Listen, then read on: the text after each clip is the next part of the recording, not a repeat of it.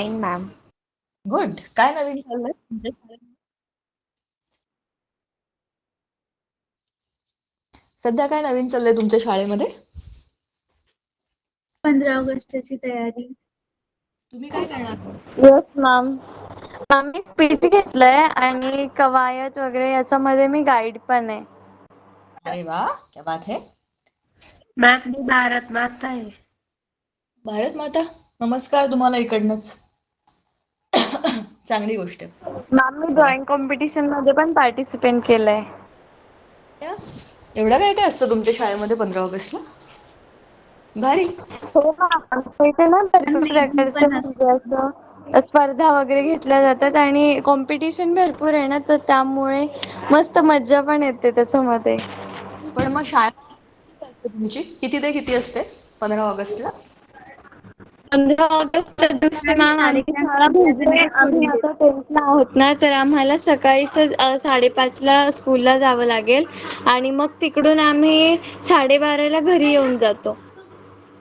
12:30, 5:30ला तुम्ही शाळेत जाणार आहे?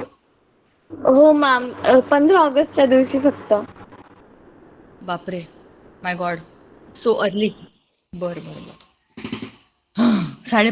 5:30ला आजकाल आम्ही रोज उठतो, त्याच्यामुळे मला खूप भयंकर वाटतं ते इमॅजिन करणं. तुम्ही 5:30ला शाळा.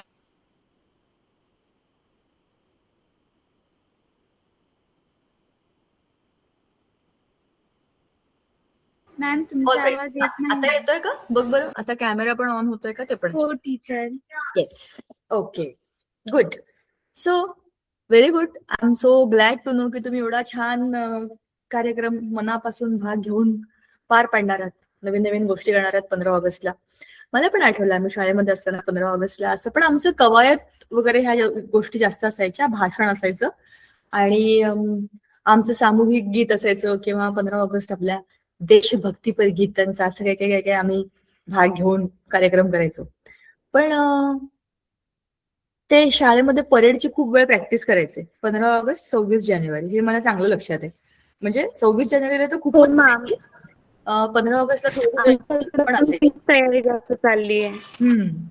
तर ते खूप जोरात चालायचं तेव्हा. आणि मी खरं सांगू का, मी काही त्याच्यात नव्हते. म्हणजे आम्ही सगळेच शाळेतले भाग घ्यायचो त्याच्यामुळे त्यांच्यावरच चालायचो. पण ते स्काउट गाईड आणि ते पळापळी पकडापकडीच्या गेम्स मध्ये मी जास्त नव्हते ना, त्याच्यामुळे मी लांबून बघायचं त्यांना. आम्ही कल्चरल ग्रुपमध्ये होतो. आम्ही गाणं म्हणणं, डान्स करणं, तसं मॅनेजमेंट करणं, त्या कार्यक्रमातल्या प्रमुख पाहुण्यांना बोलवणं, त्यांच्या व्यवस्था बघणं, हे सगळं काम आमचं होतं. सो मी फील्डवर दुसऱ्या भागामध्ये होते आणि माझ्या काही मैत्रिणी स्पोर्ट्सवाल्या होत्या. मग त्यांचे ते स्पोर्ट्सचे ग्रुप होते, मग ते त्यांच्या तिकडे प्रॅक्टिस करायचे, आम्ही आमच्या इकडे प्रॅक्टिस करायचो. पण किती मज्जा असते ना शाळेमध्ये, अशा सगळ्या ऍक्टिव्हिटी असतात, असं सगळं नवं नवं काय काय असतं. वर्ष पटकन बघा ना, ऑगस्ट महिना अर्धा संपला म्हणजे कळलं सुद्धा नाही आपल्याला. आतापर्यंत उन्हाळा होता, आपण वैतागलो होतो काय हा उन्हाळा.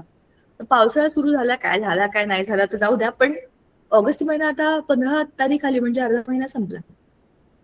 It is going so fast, हो की नाही?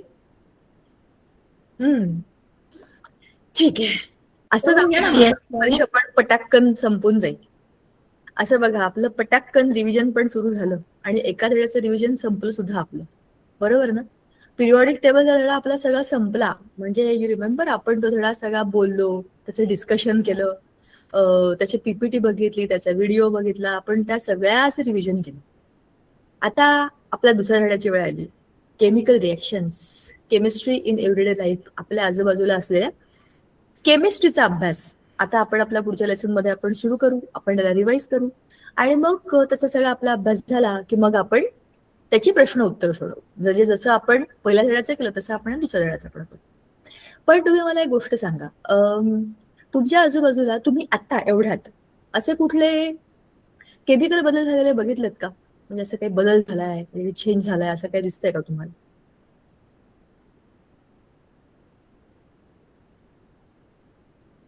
काय म्हणाल मॅम, एकदा रिटर्न कराल का? हा, मी आता असं विचारलं तुम्हाला की तुमच्या आजूबाजूला असे काही केमिकल चेंजेस आता झालेत, काही रासायनिक बदल झालेत असं तुम्हाला काही वाटतंय का? असे काही तुम्हाला बदल दिसतात का असं विचारते.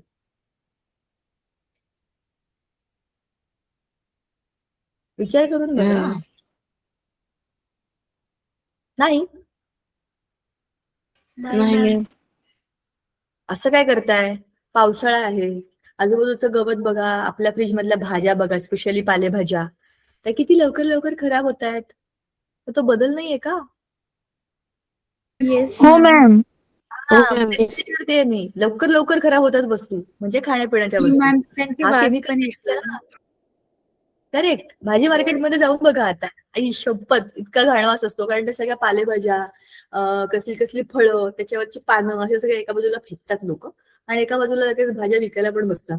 पण ते पावसामुळे चिखल बिखल ऑलरेडी झालेला असतो, त्याच्यामध्ये तो सगळा त्याचा एक विचित्र वास असतोच. त्याच्याबरोबर हा पण डिकम्पोज झालेला वास.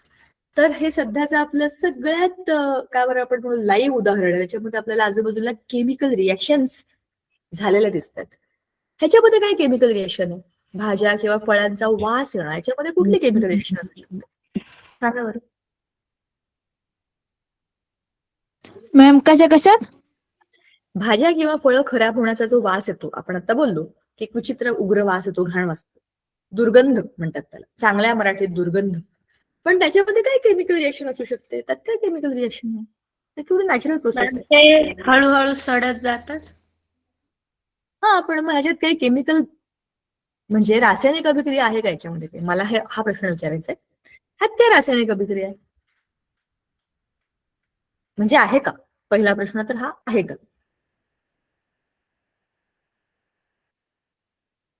आहे का? हो मॅम आहे. कसं काय? म्हणजे मॅम भाजी आणि फळे खराब होणे यात रासायनिक बदल आहे असं विचारलं का तुम्ही? हा, कसं काय रासायनिक बदल आहे असं आहे विचारलं मी. मॅम. कारण कसं काय?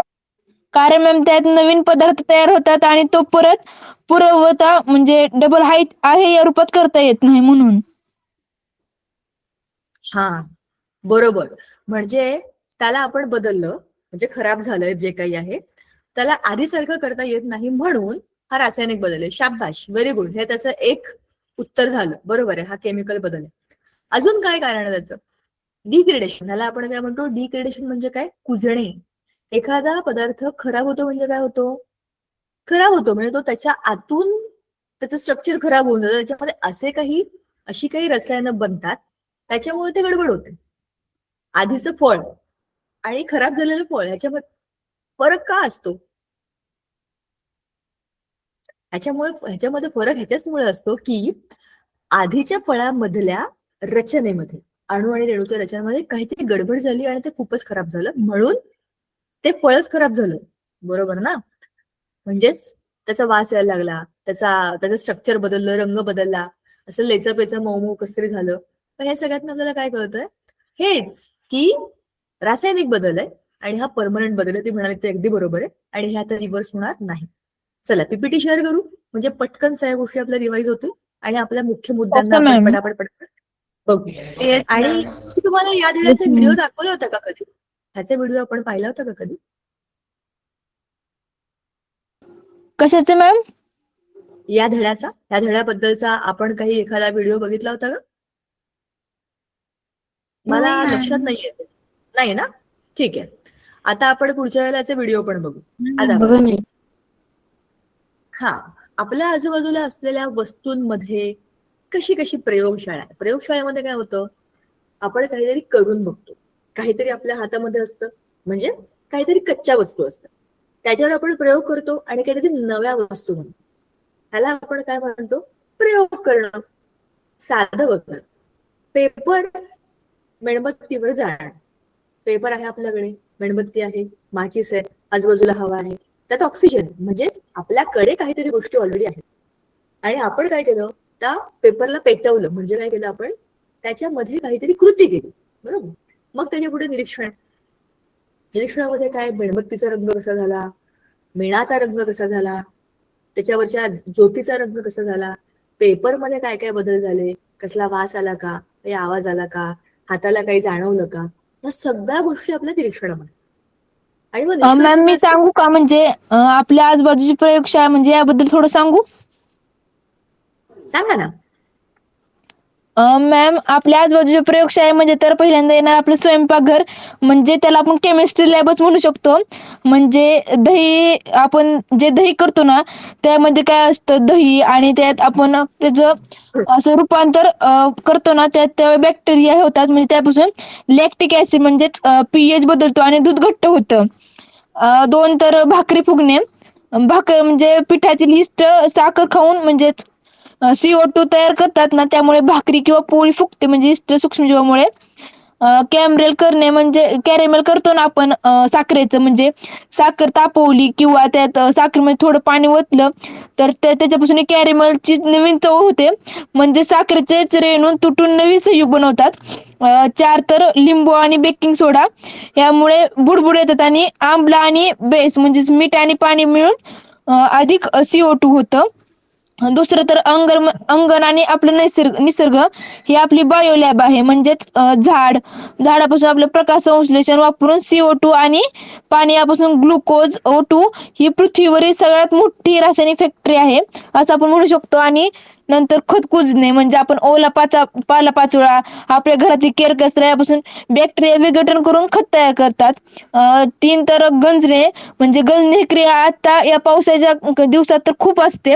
म्हणजे पावसाळ्यात एखादी लोखंडी गेट किंवा आपल्या सायकल चेने लाल होतं, म्हणजेच त्याच्यामध्ये Fe आणि H2O प्लस O2 मिळून Fe2O3 बनतो.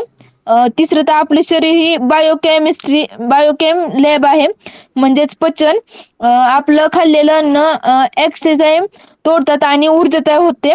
2 श्वसन, म्हणजे आपण घेतलेला श्वास CO2 म्हणजे आणि अन्न एकत्र येऊन CO2 प्लस पाणी मिळून ऊर्जा मिळते. 3 म्हणजे आपल्या शरीरातून येणारा घाम. घामातील लॅक्टिक ऍसिडमुळे बॅक्टेरियासोबत रिॲक्ट होऊन आपल्या शरीरातून उग्र वास येतो. मॅम, बरोबर आहे का? हो, पण हे सगळं तू मला कशातनं सांगतेस? हे मॅम, म्हणजे तू म्हणजे हे सगळं आमच्या जे मला सांग आमच्या स्कूलमध्ये आमच्या टीचरनी सांगितलेलं आम्हाला हे. बरोबर आहे. ह्याच्यामध्ये फक्त एक थोडंसं मला बदल करायचा आहे. मुद्दे बरोबरच आहेत ते. आपण जेव्हा भाकरी करतो की नाही, भाकरीमध्ये आपण यीस्ट टाकत नाही. यीस्ट कशामध्ये टाकतात? बेकरी प्रोडक्ट्स, म्हणजे पाव त्याच्यामध्ये तयार बिस्किट करताना असतात मॅम असतो. येस मॅम, म्हणजे जसं की आपण बेकरीतील केक वगैरे जे बनवतो, मैद्याच्या ज्या पण वस्तू आपण बनवतो त्यासाठी इसचा उपयोग होतो ना. बरोबर. त्याच्यामध्येच यीस्टचा उपयोग होतो. आपल्या घरामध्ये भाकरी किंवा पोळी जेव्हा फुगते त्याच्यामध्ये काय होतं, ते सिम्पल फिजिक्स आहे. त्याच्यामध्ये रासायनिक अभिक्रिया नाहीये. बघा, आपण जेव्हा कणिक भिजवतो तेव्हा त्या पिठामध्ये पाणी घालतो आणि त्याला मळतो. त्याच्यामध्ये ऑलरेडी पाणी आहे. पीठ कोरडं होतं, त्याच्यामध्ये तुम्ही पाणी घातलंय आणि त्याला तुम्ही तव्यावर टाकलंय, तर त्यातल्या आतल्या पाण्याची वाफ होते फक्त. त्याला काही पोरस बिरस खड्डे येत नाहीत. पण जसं तुम्ही केक कराल, तुम्ही ढोकळे कराल, तुम्ही बिस्किट्स बघाल किंवा तुम्ही पाव बघाल, ते सच्छिद्र असतात, त्याच्यामध्ये बारीक बारीक होल असतात. त्याच्याकरता यीस्ट लागतो. त्या यीस्टच्या श्वसनामधनं तयार झालेला CO2 बाहेर पडतो. बरोबर. पण आपल्या रोजच्या पोळी किंवा भाजीमध्ये यीस्ट आपण टाकत नाही, ते बेकरी पदार्थामध्ये आहे, ते मात्र खरं आहे. बरोबर. अजून एक काय बरोबर सांगितलं होतं, बाकी सगळे मुद्दे जे आहेत ते सगळे बरोबर आहेत. आपल्या आजूबाजूला ही सगळी उदाहरणं जी आहेत, हेच सगळे आपल्याला पुस्तकामध्ये दिलेलं. तिने जे सांगितलं ते सुरुवातीचं एकदम बरोबर सांगितलं होतं, की दुधाचं दही बनणं, दुधामध्ये ग्लुकोज आहे म्हणून तर दूध गोडगोड लागतं ना. पण त्या ग्लुकोजला त्याच्यामध्ये रासायनिक अभिक्रिया करून जे लॅक्टोबॅसिलस नावाचे जे काही त्यातले मायक्रो ऑर्गॅनिझम्स आहेत त्यांना पण गोड. तुम्हाला गोड आवडतं, तुम्हाला कॅडबरी आवडते ना, मला पण आवडतं. मग तिथे मायक्रो ऑर्गॅनिझम्सना पण आवडते. तुम्हाला पेढ्या आवडतात का? मला पण आवडतात. पण ते त्यांना पण आवडतात. आपल्या दातामध्ये असलेल्या मायक्रोब्सना पण आवडतात. आपल्या दातामध्ये असलेल्या जर्म्सना पण आवडतात. तर याचा अर्थ काय, जिथे गोड आहे, जिथे शर्करा आहे, तिथे अन्न आहे ना. असं ते आपलं अन्न आहे, असं ते इतरांचं पण अन्न आहे. मग हे लॅक्टोबॅसिलस काय करतात, ते ग्लुकोज खाऊन त्याला बदलून त्याचं ऍसिड बनवतात. बरोबर. त्यालाच म्हणतात लॅक्टिक ऍसिड. म्हणजे दुधामध्ये जो गोडवा होता, ज्या शुगरला त्यांनी बदललं आणि लॅक्टिक ऍसिड केलं, त्याच्यामुळे त्या दुधाचंच दही बनतं. ही ती अभिक्रिया. आणि त्याच्यामध्ये जैव अभिक्रिया म्हणजे जैव रासायनिक अभिक्रिया, बायोकेमिस्ट्री, त्याच्यामध्ये बायोलॉजी आहे. पण सगळीकडे आपल्या आजूबाजूला बायोकेमिस्ट्री नाहीये. बरोबर. लोखंडाच्या गंजण्यामध्ये बायोकेमिस्ट्री नाहीये, दॅट इज प्युअर केमिस्ट्री. त्याच्यामध्ये कुठले मायक्रो ऑर्गॅनिझम्स नाही आलेत त्या लोखंडावरती. हवेमधल्या आर्द्रतेमुळे त्याच्यामध्ये झालेला हा बदल आहे. बरोबर. इथे सांगितले ते सगळे मुद्दे त्यांना शाळेत सांगितले होते ते बरोबरच आहे, त्यात काही चुकीचं नाही. फक्त एक ऍडिशनल जो काही वेगळा मुद्दा तो तुम्ही सांगितला. आता आपण आपल्या पीपीटी मधनं हे सगळं बघू. तुम्हाला ऑलरेडी हा धडा माहिती आहे, आपला हा धडा डिटेलमध्ये झालाय. खूप मस्त धडा आहे, खूप सोपा धडा आहे आणि इंटरेस्टिंग पण धडा आहे. मला असं वाटतंय आपण हे सगळं झालं ना की एकदा आपण पुस्तकामध्ये बघू आणि याच्यामध्ये काय वेगळं आहे का जे आपलं सुटलंय ते पण एकदा बघू. ठीक आहे. आणि याच्यामध्ये एक चूक आहे. काय चूक आहे ती मला सांगा. तुमच्या समोर जे काही स्लाइड आहे त्याच्यामध्ये एक चूक आहे. ती चूक काय आहे ते मला जरा सांगा. मॅम ते समीकरणाच्या ऐवजी समीकरणे बरोबर. समीकरणे समीकरण झालं आहे मॅम. कोण आहे हा सनी? सनीलाच विचारलं पाहिजे, सनी करणे तू हे करतोस का? हे सनी बद्दल नाही आहे, समी बद्दल आहे. समीकरणे, सम करणे, समीकरण. बरोबर ना. तर आपल्या आजूबाजूला ज्या काही रासायनिक अभिक्रिया होतात त्या ऑलरेडी बॅलन्स्ड असतात, संतुलित अभिक्रिया असतात. आपल्याला या धड्यामध्ये नुसतेच हा बदल झाला, तो बदल झाला, तो बदल झाला एवढं नाहीये. आपल्याला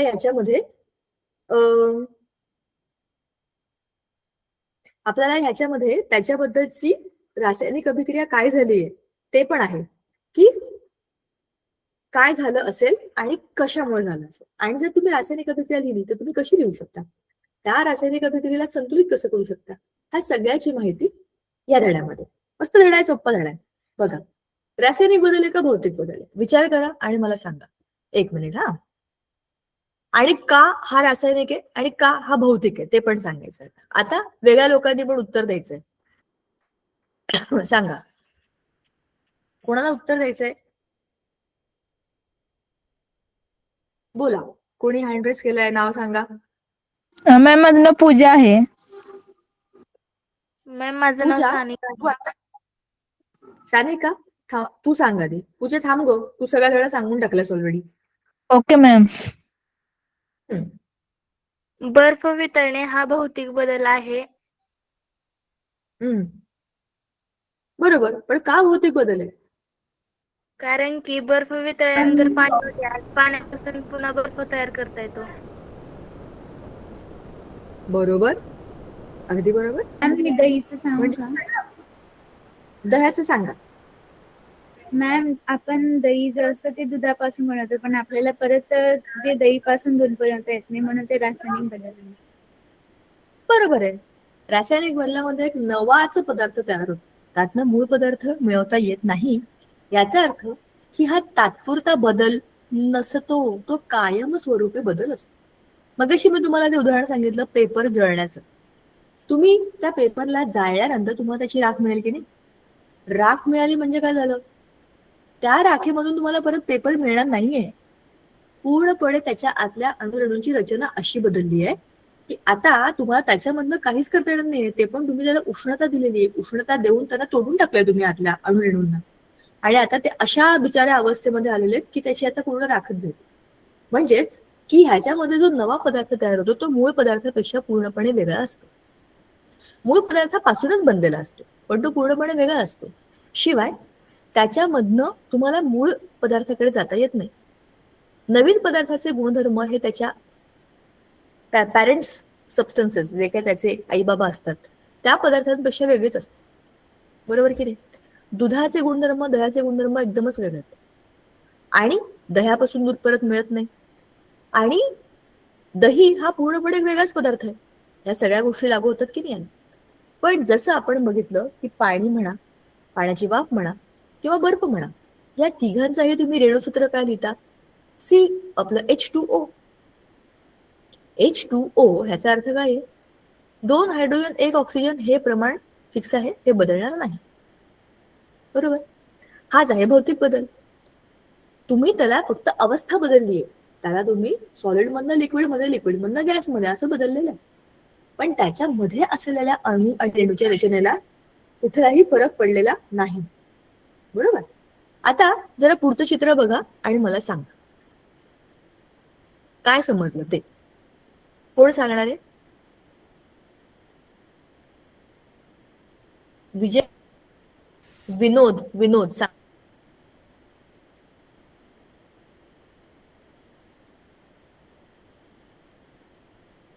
एकदा क्वेश्चन रिपीट करा ना.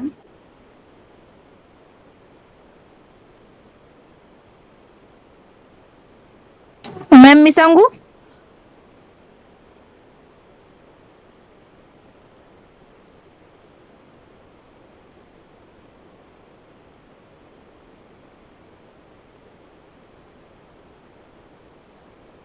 हा सांगा ना, कोण सांगते?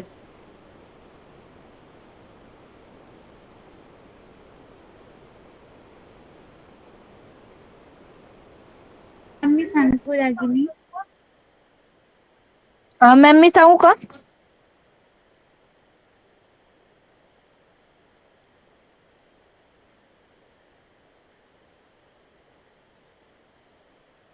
मॅम सांगू का मी?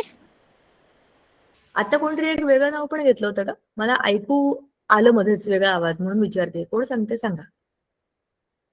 मॅम मी सांगू पूजिता उपर्यंत? तू ये सांग. मॅम ही रासायनिक समीकरणे आहेत. म्हणजेच आपल्या जी उजव्या हाताला आहे ना ती उत्पादिते आहेत आणि जी डाव्या हाताला आहेत ना ती अभिकारके आहेत. म्हणजे अभिकारकापासून उत्पादिते बनतात.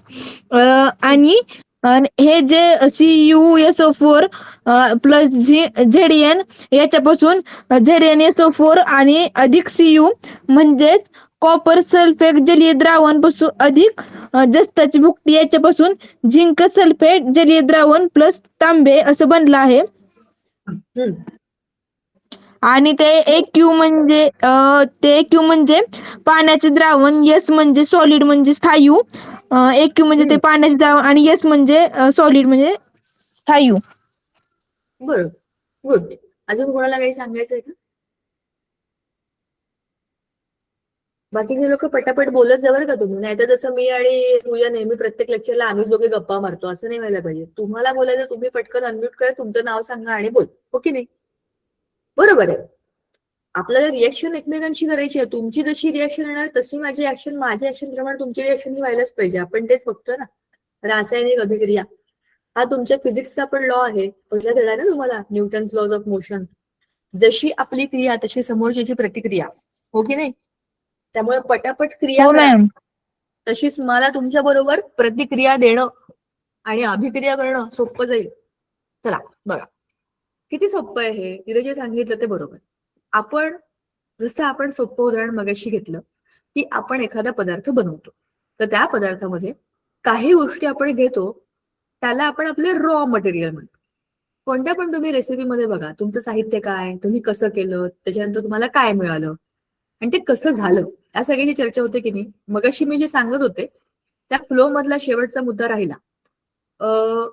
ते असं होतं, मी तुम्हाला सुरुवातीला सांगितलं की साहित्य आपण घेतो, त्यानंतर आपण कृती काय आहे, बरोबर, याच्यानंतर हे करा, याच्यानंतर हे करा. कृती झाल्यानंतर तिथे एक आकृती असते. मी तुम्हाला तुमच्या विज्ञानाच्या प्रयोग पुस्तिकेबद्दल सांगते आहे. सगळ्यात पहिल्यांदा तुम्हाला तुमचं उद्दिष्ट काय किंवा तुमचं ध्येय काय ते वाक्य सांगितलेलं असतं. उदाहरणार्थ साधा प्रयोग आहे की पेपर जाळल्यानंतर पेपरचे निरीक्षण करणे किंवा पेपर जाळून पेपरचे निरीक्षण करणे, हे आपलं ध्येय आहे. हे करण्याकरता आपण खाली सगळ्या गोष्टी करतोय. मग साहित्य काय असेल? पेपर, मेणबत्ती, माचीस आणि हवा, हे साहित्य आहे आणि आपण स्वतः. मग कृतीमध्ये काय असेल? एक मेणबत्ती घ्या, त्याला माचीसच्या काडीने त्याची ज्योत पेटवा, तर त्याच्यावरती कागद धरा, कागदाचे निरीक्षण करा, मेणबत्तीचे निरीक्षण करा, ज्योतीचे निरीक्षण करा. पेपर पूर्णपणे जळल्यानंतर, पेपर जळताना आणि पेपर जळण्याच्या आधी त्याच्यामध्ये काय काय बदल झाले ते लिहा, बरोबर. मग खाली एक आकृती असते, त्याच्यामध्ये मेणबत्ती, त्याच्यावरती ती ज्योत, त्याच्यावरती पेपर, आपला हात, असं सगळं एकत्र काढलेलं असतं, बरोबर ना. म्हणजेच काय, ह्या सगळ्या रचनेमध्ये आपल्याला प्रयोग कसा करायचा हे शिकवलेलं असतं. तुम्ही बघा, तुमची कुठलीही प्रयोग पुस्तिका बघा, त्याच्यामध्ये हे असंच असतं की नाही. मग आकृती झाली की खाली असतं एक तक्ता, त्याला आपण म्हणतो निरीक्षण तक्ता, म्हणजे त्याला ऑब्झर्वेशन टेबल म्हणतो. किंवा ओळी असतात की पहिलं ज्योतीचे निरीक्षण, मेणबत्तीचे निरीक्षण, पेपरचे निरीक्षण, 1 2 3 1 2 3 टप्पे. या टेबलमध्ये तुम्हाला एका सेकंदामध्ये कशाचा बदल कसा झाला, कुठून काय झाला, या सगळ्याची माहिती मिळते, बरोबर. आणि मग खाली असतं निष्कर्ष. हा सगळा प्रयोग का केला तुम्ही? तर तुम्हाला काय कळलं? निष्कर्षाशिवाय प्रयोगाला अजिबातच उपयोग नाही. काहीतरी निष्कर्ष असतोच. सारं तुम्हाला सांगू का? चहा करतानाच्या प्रयोगामध्ये सुद्धा ह्या प्रमाणामध्ये इतक्या इतक्या वस्तू टाकल्या एवढ्या माणसांसाठी ते इतका चहा पानचट बनतो, हे त्याचा निष्कर्ष असतं. बरोबर की नाही? किंवा आलं टाकल्यावर चहामध्ये चवीमध्ये हा बदल झाला, गवती चहामुळे हा बदल झाला, हा निष्कर्ष आहे. म्हणजेच काय, करून बघितल्यानंतर समजलेलं ज्ञान म्हणजे निष्कर्ष. तुम्हाला हे सगळं सांगण्याचं कारण काय आहे? आपण प्रयोग करतो, आपण प्रयोग वया लिहितो. 5 टप्पे असतात, माहिती असतात आपल्याला. आपण त्याच फॉर्मॅटमध्ये 10वी 12वी पर्यंत सगळं करतो. पण का आहेत हे माहिती असतं का तुम्हाला? चला मी तुम्हाला एक सांगते. तुमच्या प्रयोग पुस्तिकेमध्ये किंवा तुमच्या कोणत्याही विज्ञानाच्या पुस्तकामधलं जी काही आकृती असते, त्या आकृतीच्या आजूबाजूला काहीही लिहिलं नसेल. समजा असं घ्या की तुम्ही एखादं कन्नड पुस्तक घेतलं, तमिळ पुस्तक घेतलं, फ्रेंच काहीतरी वेगळ्याच भाषेतलं पुस्तक घेतलं आणि आपल्याला काहीच वाचता येत नाही त्यातलं, पण एक आकृती दिसते. त्या आकृतीवरनं आपल्याला अंदाज येतो ना करायचंय काय. बरोबर? आकृतीचं फार महत्व आहे. तुमच्या पुस्तिकेमध्ये, तुमच्या पुस्तकामधल्या कोणतीही आकृती तुम्ही उघडून बघा, इतकी फॅन्टॅस्टिक असते. त्याच्यामध्ये सगळ्या गोष्टी क्लिअर दिलेल्या असतात. कशानंतर काय, कशानंतर काय, कशानंतर काय. ज्या माणसाला लिहिता वाचता येत नाही तोही तो प्रयोग करू शकतो. इतकी आपली जी काही रचना असते ती त्या आकृतीमध्ये बरोबर दिलेली असते.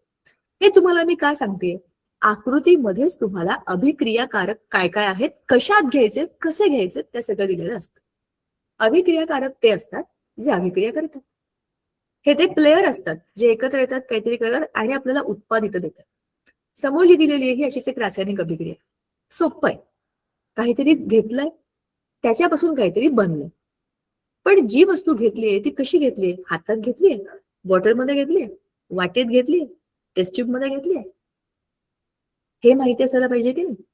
मग जर तुमचं CuSO4 ऍक्वियस असं लिहिलं म्हणजे ते लिक्विड, तुम्हाला कोणत्या तरी कंटेनर मध्ये घ्यावं लागेल. बीकर मध्ये घ्या किंवा कोनिकल फ्लास्क मध्ये घ्या, शंकुपात्र, चंचुपात्र, कोणत्या तरी पात्रामध्ये घ्या. झिंक सॉलिड आहे.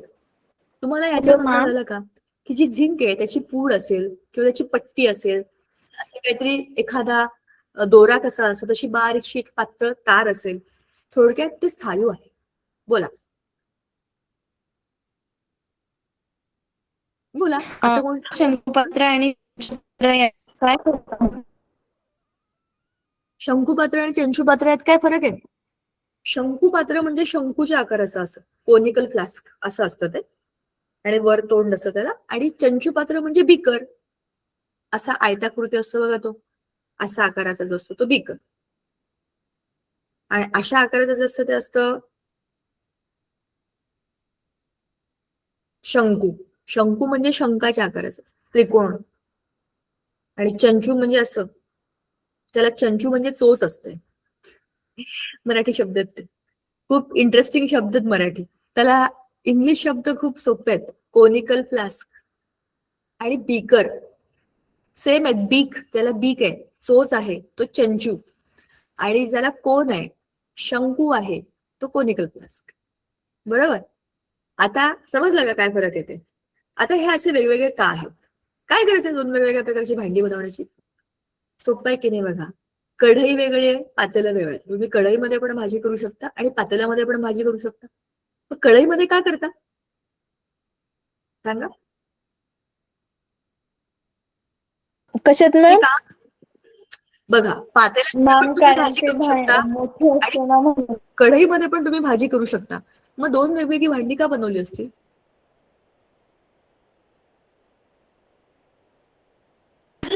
मॅम पातेलीमध्ये आपण जर दूध वगैरे असं तर त्यावर पण ठेवू शकतो, तर कढईमध्ये नाही ठेवू शकत. बरोबर आहे ना. शिवाय कढई कशाची बनवली आहे? लोखंडाची आहे, अल्युमिनियमची आहे, स्टीलची आहे, का ती काय बरं म्हणतात त्याला, टेफ्लॉन कोटिंगची आहे? हा पण फरक पडतोच की नाही? बघा हो सिंपल मॅम, आहे. कारण दूध हे आपलं लिक्विड असतं ना. हा, मग भाजी पण लिक्विड असते ना. पातळ भाजी लिक्विडच असते. हो असते, पण असं आपलं दूध तापवण्यासाठी एक छोटस आपलं घरी जे पातेलं असतं, त्याच्यात ते दूध म्हणजे परफेक्टली बसतं. आणि कढईत जर म्हणलं तर कढई अशी पसरट असते, म्हणून त्याच्यात जरा प्रॉब्लेम होऊ शकतो. बरोबर आहे ना. काय आपण कशामध्ये करतोय, दूध आपल्याला गरम करून ठेवायचं, त्याला शिजवायचं नाही. त्याला फक्त गरम करायचं आणि सोडून द्यायचं.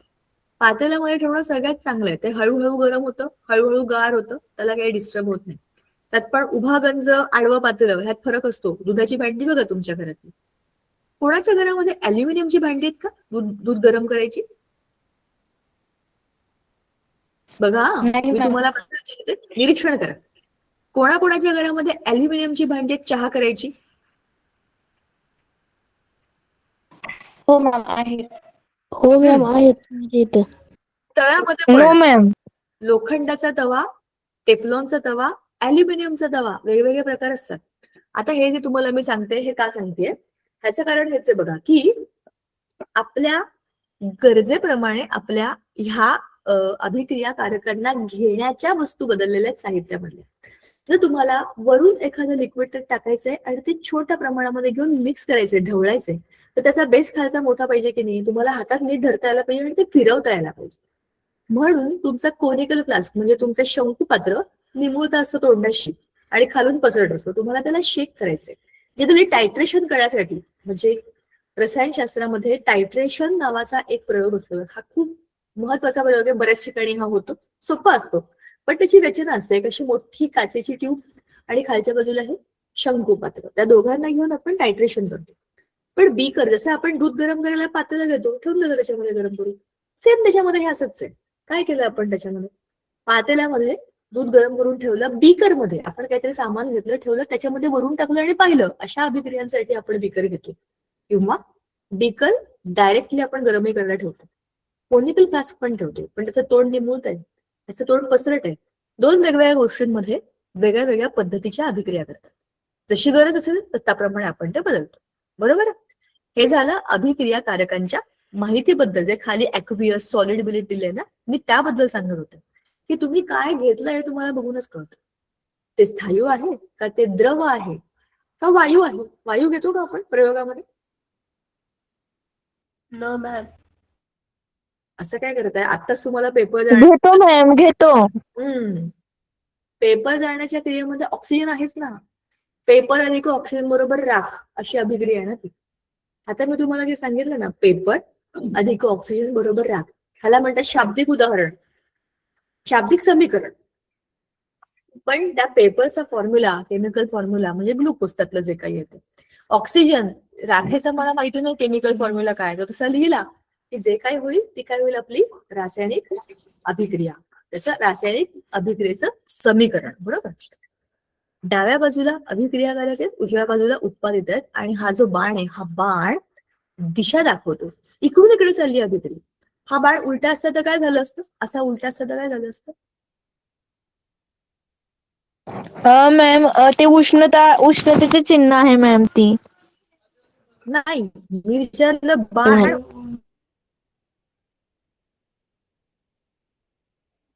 उलटा झाला असता, मॅम त्या अभिक्रियाच हिरव्या झाली बाजूकडे गेला असत तर काय झालं असतं?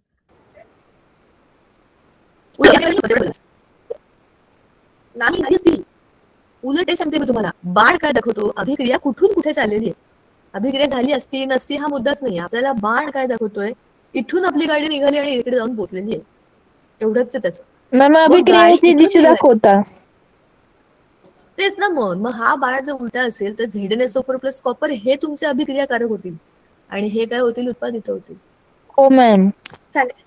मी तुम्हाला ह्याच्याकरता सांगते की एक आपल्या डोक्यामध्ये असं चाललंय म्हणजे हेच बरोबर आहे असं नाहीये. अभिक्रिया डावीकडून उजवीकडेच दाखवतात, कारण ती एकाच बाजूची अभिक्रिया आपण बघतोय. पण काही वेळेला उलटा बाण पण असतो. अशी आणि अशी दुहेरी अभिक्रिया होते, त्याला आपण रिव्हर्सिबल रिएक्शन म्हणतो. होते पण आणि परत पण जाते. जे तुमची उत्पादित होते तीच तुमची अभिक्रियाकारक आहे आणि परत तुमची रिएक्शन होते. अशा अभिक्रिया होतात. आणि अशा ठिकाणी डबल एरो असतो, पुढे पण जातो मागे पण जातो. बरोबर. हे मुद्दाम सांगते, आताच्या आपल्या अभिक्रिया आपल्याला 10वीच्या हिशेबाने खूपच सिंपल आहे. हे घ्या, हे बनवा, असं दिलेलं आहे. ते आपोआप होतच असतं. त्याबरोबर अतिरिक्त माहिती या बाणाच्या वरती आपण लिहू शकतो. जसं की आपण एखादा संप्रेरक टाकलं, एखादा कॅटलिस्ट टाकला, एवढंच टेम्परेचर टाकायचंय. ह्या अभिक्रियेकरता 80°C हे तापमान लागतं. 80°C हे विशिष्ट जी काही नोंद आहे ती वरती करताय, बरोबर. ह्या अभिक्रियेमध्ये समजा कार्बन डायऑक्साईड गॅस निघाला असता बाहेर, तर त्याला कार्बन डायऑक्साईड असं लिहून आपण बाणाने वरच्या बाजूला तो वायू आहे असं दाखवतो, किंवा एखादा अवक्षेप दाखवला तर त्याला आपण काय दाखवतो, खालच्या बाजूचा ऍरो, की हा जमा झालाय, खाली जमा झालाय. खाली जमा झालेल्या गोष्टी खाली, वायू हलके असतात वर जातात म्हणून ते वरती. हा जो बाण आहे हा अभिक्रिया दाखवणारा बाण नाहीये, जे काही उत्पादित बनलंय त्याच्याबद्दल, की हे उत्पादित वायू आहे का स्थायू म्हणजे अवक्षेप म्हणून खाली जमा होतो, ही अतिरिक्त माहिती असते, ही आपण इथे लिहू शकतो, बरोबर. आता असंतुलित समीकरणे निसर्गाचा नियम का मोडला, याचा अर्थ काय मला सांगा. वजन काढा. आपल्या वर्गामध्ये एकतरी मुलगा आहे का?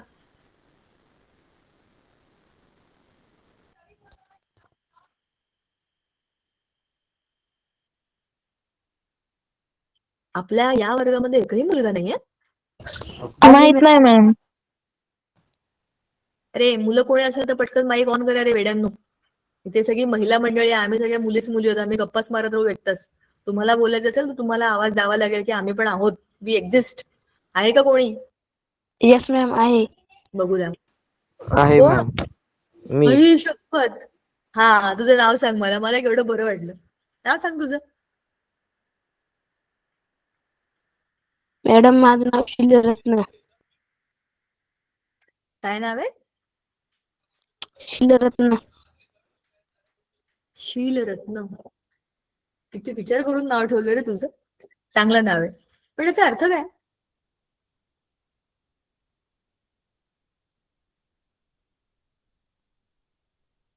तुझ्याच नावाबद्दल विचारते ना. काय मॅडम? तुझ्या नावाचा अर्थ काय असं विचारते मी. शीलरत्न, मी पहिल्यांदा ऐकलं बरं काय नाव.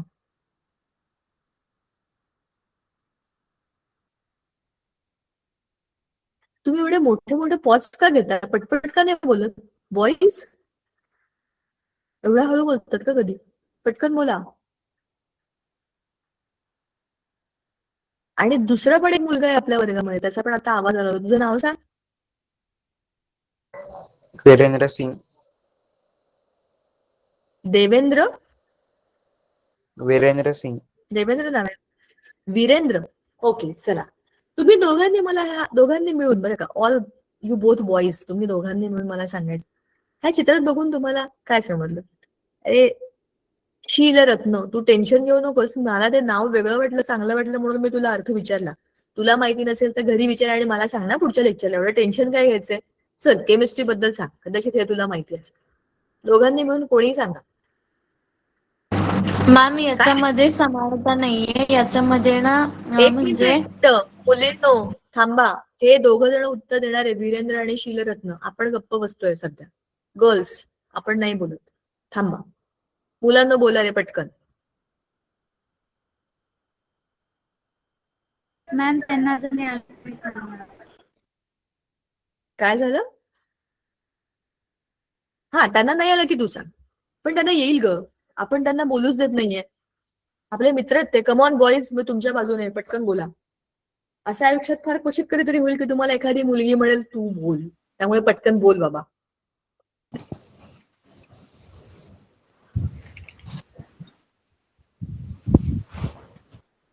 चित्रात जे दिसते ते सांगायचं. हा, शाबाश, बोल. एक साईडचं जास्त वजन आहे. शाबाश. कोणत्या साईडचं?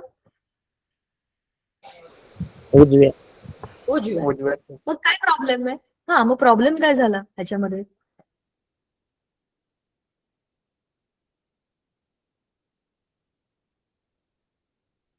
का झालं असं? एका बाजूला जड आहे, एका बाजूला हलकं आहे, असं का झालं? मॅम मी सांगू? नको असंतुलित. नको. हा, सांग रे.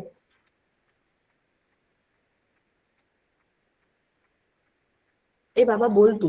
मुलींच्या बोलण्याकडे मध्ये मध्ये लक्ष देऊ नको. तू बिंदास बोल, मी ऐकते.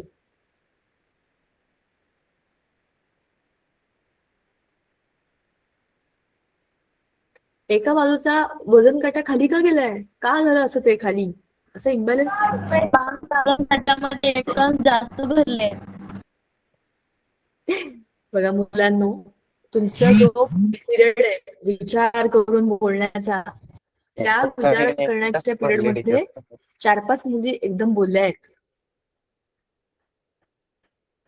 हा, एका बाजूला जास्त भरलेत, एका बाजूला कमी भरलेत. कोण आहेत पण ते भरलेत म्हणजे कोण भरलेत? ऑक्सिजन हा, मग ऑक्सिजन कोण आहेत हे सगळे? बरोबर. कोण आहेत हे सगळे? अणु.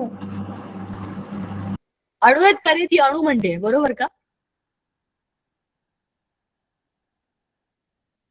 अनुची शाबाश, केवढा वेळ लागला पण सांगितलं एकदा. मला असं वाटतं थोडासा टाइम लॅग होतोय. म्हणजे असं होतं बरं का, आपण कधीतरी बोलतो, समोरच्या माणसाला थोडंसं उशीर ऐकू येतं, मग आपल्याला थांबायला लागतं. कधी कधी नेटवर्कमुळे पण असं होतं. आपल्याला असं वाटतं की उत्तर का देत नाहीये, कारण की त्यांच्यापर्यंत ते तेव्हाच पोहोचलेलं असतं, थोडासा लॅग असतो त्याच्यामध्ये. पण त्याने जे सांगितलं ते बरोबर आहे, अणूच आहेत ना, एका बाजूला अणू जास्त, एका बाजूला अणू कमी. असं जर झालं तर काय करायचं? त्याला बॅलन्स करायचं. आपण जेव्हा दुकानात जातो, आपण जेव्हा, मला हे उदाहरण खूप आवडतं. आपण ना साखर घ्यायला जरी दुकानात गेलो, आपण सांगितलं 2 किलो साखर द्या, ते 2 किलोच्या आसपास भरतात. आणि 2.021 एवढं जरी वजन धरतात तर 4-5 जण काढतात त्यातले, जसे की 0.21 ग्रॅम जास्त आपल्याला त्यांचं फार नुकसान होईल. 4-5 जण काढतात आणि ते 2.00 असं व्हायला पाहिजे. 2.009 चालतं, 20 वर नाही चालत बरं का त्यांना. तुम्ही बघितलंय का? वजन हो. काट्यावर इथे जेवढं वजन आहे तेवढंच इकडे पाहिजे. त्या मिरच्या विकणाऱ्या मावशी असतात, तुम्ही बघितलंय का? भाजी देणाऱ्या मावशी, एवढीशी अर्धी मिरची पण एक्स्ट्रा देत नाहीत त्या. स्वतः त्या दगड्या बिगड्यांमध्ये पिशवीमध्ये गुंडाळलेलं 8 पावचं वजन किंवा 1 पावचं वजन ठेवतात आणि त्याला ठेवून इकडे मिरच्या आणि काय बरं म्हणतो आपण, आलं बिलं, त्याला बॅलन्स करतात. आणि त्याच्यामध्ये 1 मिरची जास्त झाली तर काढून घेतात. कळलं का तुम्हाला? आपण म्हणतो काय मावशी टाका ना जास्त, तर म्हणतात कसं काय झालं ना, म्हणतात बॅलन्स. साध्या साध्या आपल्या आजूबाजूला असलेल्या उदाहरणांमध्ये आपण कुठेच त्याला इम्बॅलन्स करत नाही. आपण एक मिरची पण जास्तीची घरी आणू शकत नाही. तर निसर्ग, जिथे सगळ्या गोष्टी एवढ्या प्रमाणात आहेत, पद्धतशीर आहेत, निसर्ग कधी चूक करत नाही बरं का. त्याच्यामध्ये, त्याच्या कॅल्क्युलेशन मध्ये चूक कशी होईल? आपल्या सोयीकरता आपण ह्या समीकरणांना संतुलित करा, असं लिहा, तसं करा, हे सगळं करतोय. हे निसर्गामध्ये आपोआप होतंय. Nature is very intelligent. त्यानेच आपल्या सगळ्यांना बनवलंय. त्याला काय करायचंय मोजून 2 ऑक्सिजन घेतले का अमुक घेतलं का तमुक घेतलं, तो बघतो की काय आहे, काय आहे, काय एकत्र आले की कशी अभिक्रिया होईल, कशी अभिक्रिया नॅचरली होते. त्या ऍटम्सना माहितीये की त्यांना कोणाबरोबर किती रिॲक्ट करायचं आणि कोणाला घेऊन कसा मॉलिक्यूल बनवायचा, त्यांच्या स्टेबिलिटीचा विचार करतात. म्हणून हे नॅचरली होतंय. ते जे होतंय त्याला आपल्याला लिहायचे आणि सिद्ध करायचंय की हे असं होतंय, म्हणून आपण ते समीकरण म्हणून मांडलं. त्या समीकरणामध्ये हे किती वाजले रे? हा, त्या समीकरणामध्ये आपल्याला त्याला संतुलित करून दाखवणं आपली गरज आहे. त्याच्याशिवाय आपल्याला ते बरोबर हे कसं सांगणार? म्हणून आपण काय करतो, जेव्हा एखादी अभिक्रिया संतुलित करतो, चला आता मी तुम्हाला उदाहरण सांगते. आपण जेव्हा एखादी अभिक्रिया संतुलित आहे असं म्हणतो, तेव्हा आपण डावीकडचे बरोबर उजवीकडचे हे बॅलन्स करतोच. कसं तुम्हाला सांगते बघा. आता ही जी अभिक्रिया आहे, हायड्रोजन अधिक ऑक्सिजन, बरोबर, हे 2 वायू आहेत की नाही, हायड्रोजन आणि ऑक्सिजन, हे एकमेकांशी रासायनिक अभिक्रिया करत आहेत. आणि ह्याच्यामधनं काय बनलं? H2O पाणी. आता तुम्ही मला सांगा, हे चुकलं की नाही? H2O कसं बनलं? H2O2 बनायला पाहिजे की नाही? O ची 2 रेणू. O2 आणि H2 आणि O2 एकत्र तर H2O2 बनलं पाहिजे की नाही?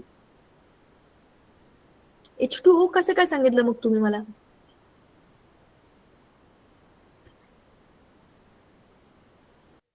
माझं थोडं नेटवर्कचा इश्यू आहे, त्यामुळे मला थोडं कमी ऐकू येतंय.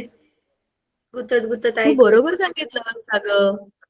तू जे सांगितलंस ते बरोबरच सांगितलं. आपल्याला अभिक्रिया अशीच शिकवली आहे. H2 प्लस O2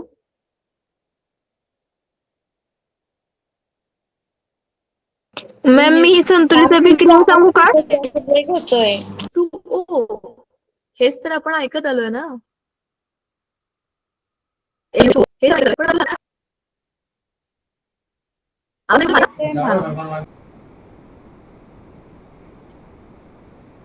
हा तरी पण ठीक आहे. माझा व्हिडिओ बंदच होतो. बोला, हे असं का होतं? मॅम मी ही पहिल्यापासून सगळं एक्सप्लेन करून सांगू का? सांग ना. मॅम आपल्याला जे समीकरण दिले ना ते आहे NaOH प्लस H2SO4 याच्यापासून Na2SO4 प्लस H2O बनतं आणि तर लिहिलं आहे का हा निसर्गाचा नियम मोडला का?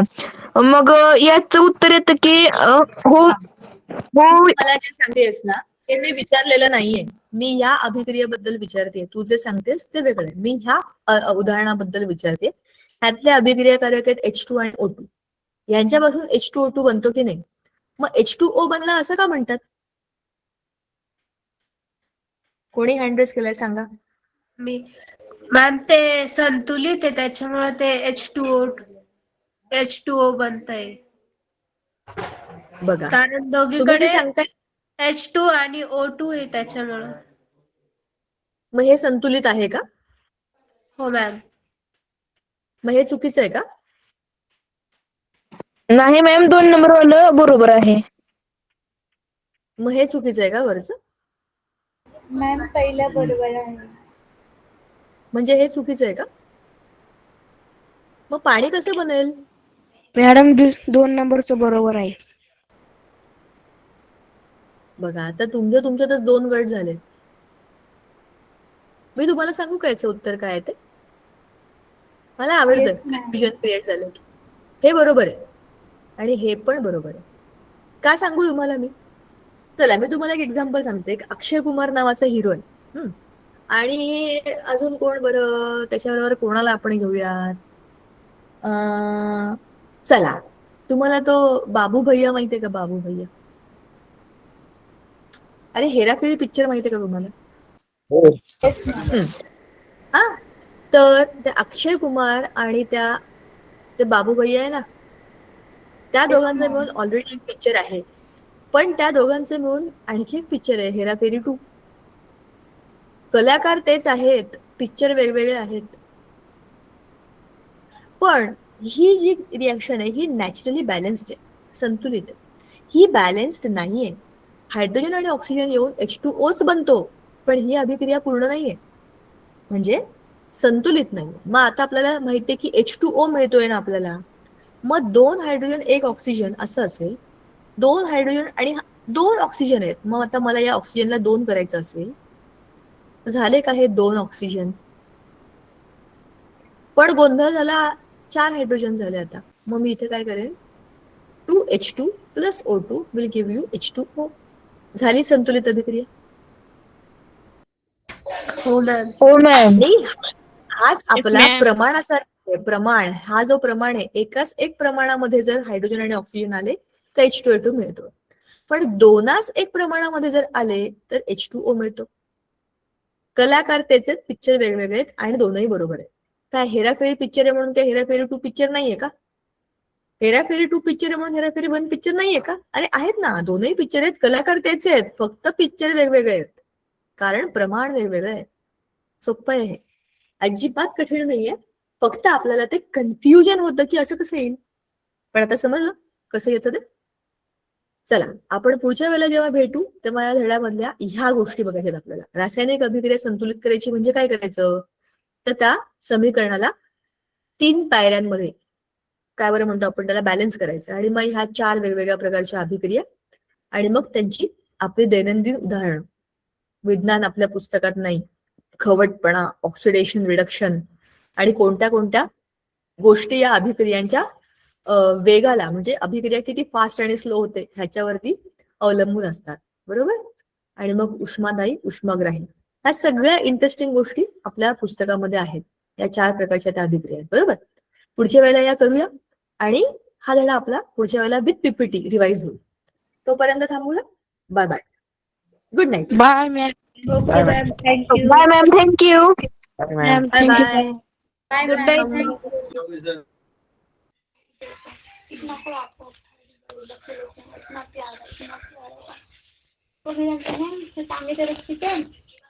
Bye, ma'am. Yes.